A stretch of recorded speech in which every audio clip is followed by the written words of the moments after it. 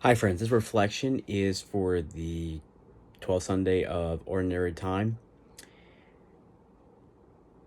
How often have we ever been caught in a storm?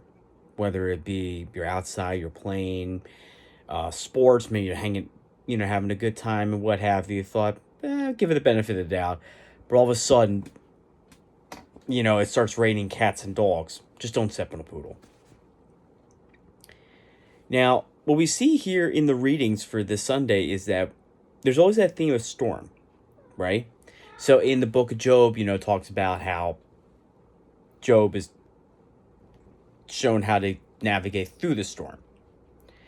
In the Gospel of Mark, there's this passage here that also be later borrowed, like, from Matthew and, of course, Luke. And in this passage, it talks about how Jesus calms a storm. Now, I think we could look at it two ways. First of all, we're all going to be facing a storm in our own lives, right? Now, in order for us to overcome those storms, is you must have faith.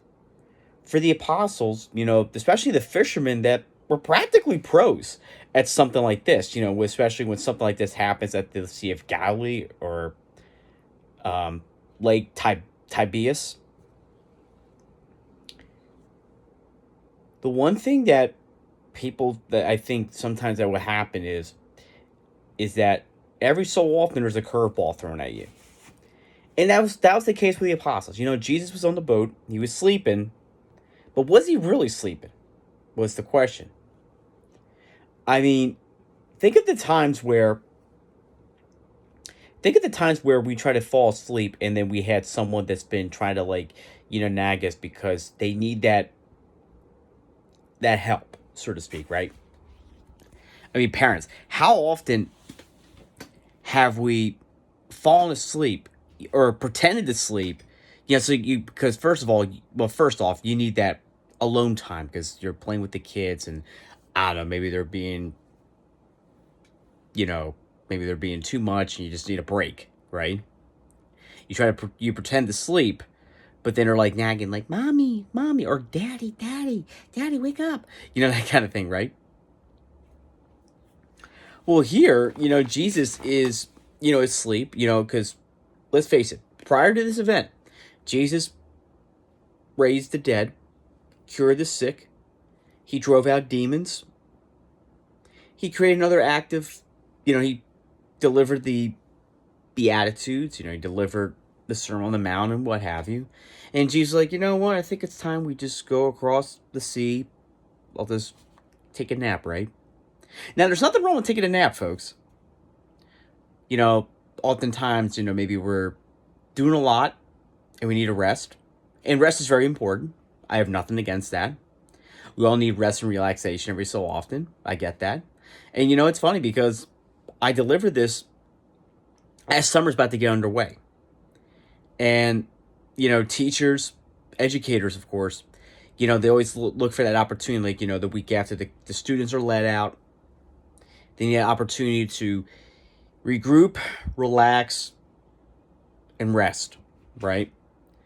And then, of course, they had to fill some vacancies. Some from the faculty left for retirement, maybe looking for a better opportunity, resigned for whatever reason, to look for a new job, right? Likewise, we'll be doing the same thing. We need those opportunities to regroup, rest, and relax, whether it be going on retreat, whether it be taking a nap, in the case of what Jesus did. But some people, I think we sometimes seem to underestimate the fact that maybe Jesus was not sleeping at all. But we don't know about that. Now, when the apostles realized that this was too much, they had to seek Jesus, who was the answer to all that. Little did he know. Second of all, what this passage teaches us is that there are going to be times we're going to be stuck. There will be times that we'll be thrown curveballs. But how often have we looked to the Lord for guidance? How often do we plead to him for help? or plead to others for that matter. Maybe you're starting a new job and you're not sure how to go about your daily tasks, right? Maybe you want to reach out to someone that's a little more seasoned than you. Okay, how do you do this? How do you do that? Sometimes like you have a job where there's like a mentor employee, right? You know, a coworker that can mentor you to make sure like, you're developing yourself a little bit.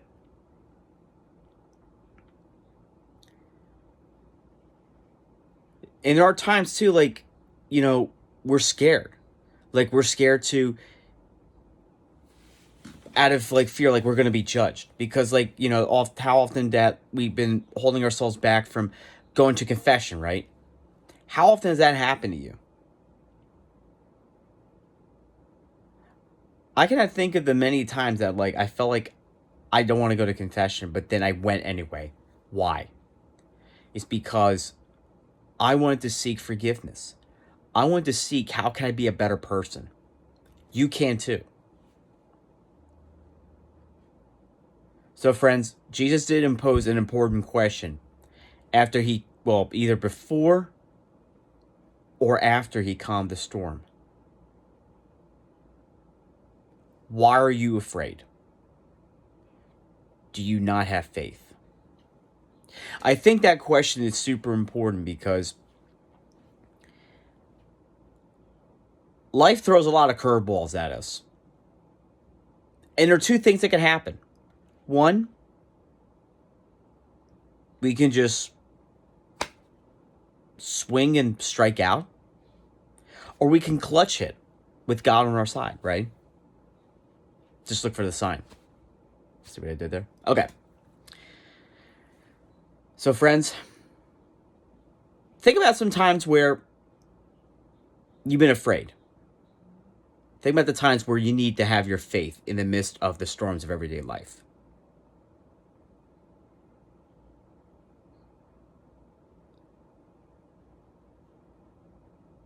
I can guarantee you, the moment you clinch to the Lord, He will calm the storms that are happening now.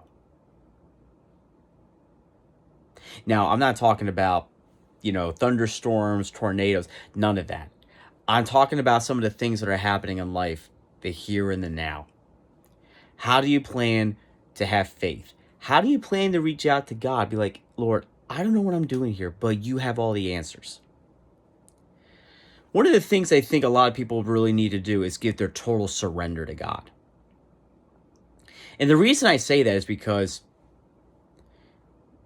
we're not going to know how to do everything, right? We definitely need Him because He is the answer. And there will be times where we clinching to people, be like, hey, how do we do this? How do we do that? Because let's face it, we're not going to have all the answers. But God will, and the other people around us. So the question is, do you have faith that will get you through the next storm? But in the midst of that storm, just remember to be calm.